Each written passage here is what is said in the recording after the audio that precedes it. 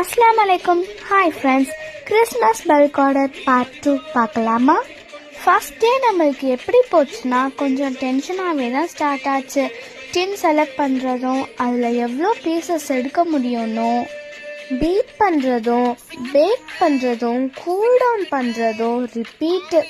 இதில் பெரிய டாஸ்கே என்னென்னா பேக் பண்ண கேக்க கூல் டவுன் பண்ணணும், அதை பீஸ் போடணும், அதை தனித்தனியாக பேக் பண்ணணும், அதை லோகோ ஸ்டிக்கர் ஒட்டணும். ஓ மை காட், எவ்வளோ டாஸ்க்.